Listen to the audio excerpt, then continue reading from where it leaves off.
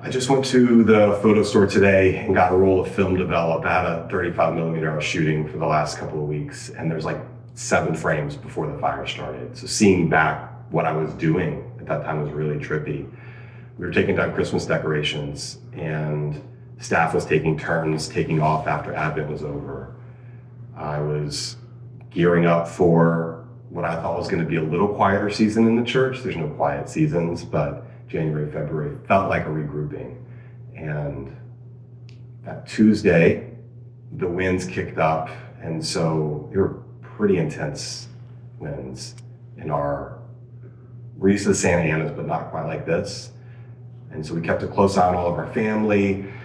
This building that you're in right now is a 100-year-old building. The walls are feet thick of concrete, so it feels really insulated to be here. But anytime we left this space on that Tuesday, it was really pretty scary. We heard stories about this windstorm about 15 years ago that took out like huge pine trees, really dangerous for the community. So that was the chatter happening across my text from folks who are from here, really just worried about whose house was going to get a tree fall on it. Yeah, we got a text from my wife that a fire broke out at around 6 p.m. Where our church is right here, we're just south of the interstate, the 210. And then my house is about 2 miles north of the 210. Between the 210 freeway and the mountains are North Pasadena and all of Altadena. And I mean, those mountains are what I hike every day. I was hiking them the Tuesday afternoon before the fires broke out. The fire ran down. We got a text from a friend who's close to the canyon where the fire broke out. From his backyard, he took a picture and sent it to a group of guys I'm part of and said, like, this is the view from my backyard. And I immediately took the kids up to the roof on our house and thought, can I see that fire from where we live? And sure enough, I could. It was dark, nighttime, and you could see it. I knew how hard the winds were blowing, and I knew how dry it was. And that was enough for us to start getting serious about packing. My wife was actually in this office doing therapy over video because her clients couldn't drive in the wind. And she heard that there was a fire at the same time I was hearing there was a fire, and the winds pushed fast. She got home really quick. We packed all 3 cars to the top. My family lost their home and possessions in Hurricane Katrina. So it's kind of encoded in my body to get keepsakes if you can, if you're fleeing. So we filled up my car, my wife's car, and then my teenage son's car and drove here and opened a shelter at the same time we were driving. It's 2 weeks ago and already feels like I'm telling a really old story. So one of the things that we've learned as a staff, we went through COVID together, the same staff, and a lot of the same leadership. And so we have a set of instincts that we followed then. One of those was when the crisis is unavoidable, if your leadership is in the crisis, then you can feel in your body what your congregation is going through or about to go through. And I knew I knew where we lived, right? About halfway between the church and the mountains is where our home is. I know about how many people live north of us, and I knew we were fleeing. So I could only have imagined how many other people were having to make that same decision. There was no shelters open at the time because no one was expecting a fire to break out. And we don't have social media, so we use texting and email. So we blasted out a text to the church. If you're fleeing, if you're evacuating, the church is open, because that's where we were going to go. And if it was safe enough for us and it was safe enough for folks leaving, that spread pretty quickly. People couldn't get hotels, the shelters, they weren't clear if they could have pets. And so we had our staff member who is south of the 210. So we knew she was pretty safe, come and open the building. And then immediately all the staff that was local showed up as quick as we could, coordinated how to open a shelter safely, how to staff a shelter, how to get supplies into a shelter, bedding, water. And at this time, like, we don't know where the fire is. We don't know how many homes we've already lost. We're getting reports of members' homes that are burning actively while we're receiving other members in the church building. It was a blur, and it was really beautiful. I think to know, been here for 8 years, to know what the community's gifts are, what the possible generosity or abundance might be in this community helped us to know what was already available. We knew we had space. We knew we had people ready to bring us cots and sleeping bags, and we knew for at least a couple days this wasn't in danger of the fires. So we put all of our resources into making this a safe place. It took about 3 or 4 days before everyone got to other homes, kind of got a picture of what was happening in the city. I didn't watch much news except for to know if we were safe where we were. We knew immediately of 4 who lost their homes. They were immediately connected. Because we're coming out of Advent and we've always got guests that are moving through the congregation, we knew there were more. Also, both of my kids have really deep communities in Pasadena and Altadena through their schools, and so we started to hear reports of their friends who had lost their homes. In so many ways, those families belong to us just because of those relationships, and so started to get a picture. Right now, it feels like we're caring for 10 or so families who've lost everything. Problem is, it's not really an even spread, the fire. A lot of what happened that we learned is you get this like hellacious rain down of coal and ash, and so it burns up pockets of neighborhoods. So we have lots of members, like it's the only home standing, and they don't know when they can go home. And when they do, the feeling is that it's still almost a total loss, even if their home is still there. So we've got a lot of folks who are displaced, who don't have gas, who don't have power, who don't have safe water. Got folks who are staying all over town so that their apartments are open in town for other families to stay. And it's a real jigsaw puzzle right now. So we had about 40 adults and then like 25 animals here at one point. We house a couple of nonprofits, the Clergy Community Coalition, and then the Center for Restorative Justice, which are really powerful groups and really active right now. The Center for Restorative Justice, they brought like 15 of their own crew, so their staff and then their immediate family. And so they were part of this sort of shelter pod. They brought leadership in. We would have these base camp meetings in our South Side room with a huge whiteboard where we were tracking who was in what rooms, what kind of resources people needed. They had a nurse in their crew that helped us figure out about medications and things like that. Pasadena and Altadena are unique. I mentioned those nonprofits that are here. There's actually still a lot of trust in faith communities in this area.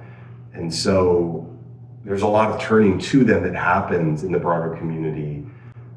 That's not true across the board. There are churches that carry stigma in our communities that are taking political positions and they've made that their brand. But by and large, this is not a city of megachurches in Pasadena and Altadena.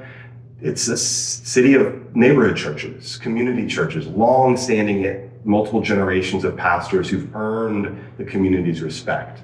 During the race riots and some of the protests that happened after George Floyd's death, like a lot of the pastors and community leaders were the regulators, co-regulators of a community system. And so that's happening again. We didn't have to overcome some of the stuff. I mean, I've grown up in the Southeast. I've done church in that space. It's unique, and we're really grateful for it, that we can just get to work. So my family, immediate family, parents, and my brother were in the Ninth Ward when Katrina happened. I was up in North Louisiana in college with my wife, and we got back to the city pretty quickly to help clean up. I was just talking to somebody, the pastor at the time of First Baptist New Orleans, great pastor, Dr. David Crosby, since retired. He's on my call list to ask him how he did it, because he walked that church through Katrina. He was there for a decade plus after rebuilding the city with other partners and churches. And I'm curious how he both survived and thrived in the recovery efforts there. We don't know what it's like to lose a whole city. I mean, there's still blockades on New York to even know what it's like all the way north. We've driven as far as we could, and even talking about it right now, like I can feel in my chest the grief. And even the first week, everybody's just running on adrenaline and everybody wants to help. So there's like water and donation stuff in every corner. And the second week, you can feel the fractures, the cracks, the stress. You can feel all of that starting to come to the surface. And that's the long game. Is how do you work with the community that's both trying to work on a kind of mutual healing process, but also is experiencing repeated trauma of exposure. I mean, even just like where we can breathe safely is an unknown right now. So we don't know, but I do feel a real commitment and connection to the city. And this church has been here for 130 years. That means it's been through a lot of seismic shifts. Yeah. Provision is unexpected. We've had a lot of generosity from around the country and the community because there's a lot of work to do. So folks have sent financial assistance, have already started to plan how they can send teams down to help with recovery. That's all the stuff you would expect. And I'm very grateful for it. We've got a list running for thank you notes. However, there's stuff that you couldn't predict. So a woman who lost her home, her name is Jeanette Scholler. Her late husband, Dr. David Scholler, is like a huge voice in Baptist life as a teacher around women in ministry. So she's just been a pillar of our community. Well, her home was right on the edge of Eaton Canyon, and we knew it was very high risk. And sure enough, it was burned to the ground, full of manuscripts, full of all of her life. And we were there with her last week for a liturgy in the ashes. It was incredibly powerful and painful. I've got one of her poetry books in my desk right now that she let me borrow that I get to give her back one day. But one of the families that was displaced, and they didn't lose their home, but they've been through a lot of loss of children, and we were doing a family blessing and dedication for their daughter. And so Jeanette had loaned that family her christening gown from when she was a mother. And it was with them when they left. So they grabbed it as they're fleeing. It's one of the possessions they took. Her house, everything in her house is gone. We did the blessing for that family on Sunday, and the baby wore that gown. There's not a way to predict that story could arise. And the generosity that is present in allowing one another in each other's lives, that happened. I've been stressed, and so the other story is I've had a hard time putting my phone down, right? I've looked at it a couple times because I'm waiting for a call.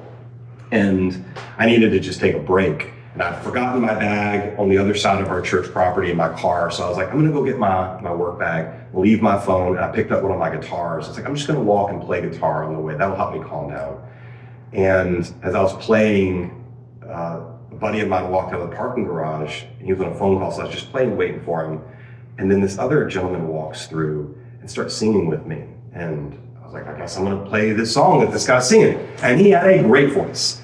And so we played for 2 or 3 minutes, and he's singing about the fires and singing about resilience and recovery. And it's clear he knows what he's doing. And we finish and hug each other and okay, well, who are you? I thought he was with my friend, he wasn't. He's this incredibly accomplished platinum album, a musician whose house burned down in Pasadena. And he was staying right across the street. And we both, you slow down enough, you pay attention, and God hands you something. I didn't have my phone to even prove it happened. It's like my buddy was there, so we both, that really just happened.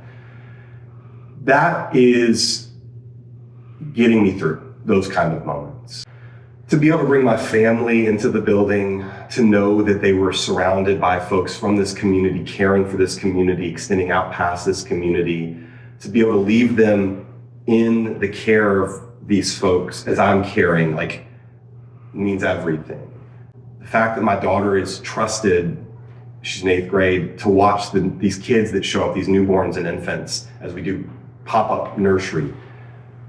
My son can bring his volleyball team in our gym, and they're safe and they know they're safe. The friends that he has who lost their homes, who don't go to church, they come here after the tragedy. The ability to trust one another is the currency that keeps us alive in a crisis.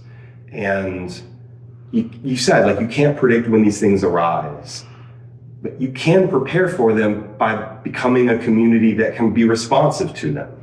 And I'm very proud of the church that we are going into this crisis. I was really proud of the church we were going into COVID. And it'll be hard work and lots and lots. I told you I came back from therapy because having practices to ground myself and our leadership are going to get us through. But there's something about the community I get to do it with. It's a real, yet a deep joy. In the short term, while people's hearts are really open, financial generosity moving here is the way that this community can prepare themselves and build out capacity to stay responsive whenever people aren't paying attention. And so that has been really helpful for our congregation, for our mission partners. We've had foundations and grant writing agencies that have come in and said, y'all are doing the work, you're structuring your staff, your budgets for the long-term work. We want to give you some resources so that you can make those decisions nimbly. That's in the immediate been really helpful. Because you're right, like people are going to forget and that immediate outpouring is going to shift. I think the next thing is going to be for folks to show up, like physically show up, put their feet on the ground, even just having folks from the outside, this conversation even, to know you all weren't here when it happened, so you've got a different capacity that you bring. And I imagine as teams come in to help with recovery, that's going to fill a real need and create a kind of mutuality that we will crave whenever the news cycle moves on and people forget this happened. My buddy Matt Marston recommended a book by Arthur McGill on theology of suffering years ago. He's well acquainted with it and his family is too. And I pulled it off the shelf today. What we're paying attention to here at First Baptist, and what I know all of our other partners are around here, is how do we stay grounded, whole, and faithful in the midst of suffering? How do we make use of it? Not to cast it away and not to crumble under it, but to understand it as a kind of shadow friend. And we will learn things if we pay attention to it over the next couple of years that we would not have learned if the 70-degree weather and the Rose Parade environment that people may think about Pasadena, if that was our reality. We will do our best. I can say we will do our best to honor that we've entered into suffering. And the prayers that people will want to pray is, yes, like for recovery and for relief, that will happen in due time, but that in between we stay whole Christians and that we learn the lessons that are available to us right now. Because that at some point they'll go and we'll be whole again. Yeah, feels like we're in a moment.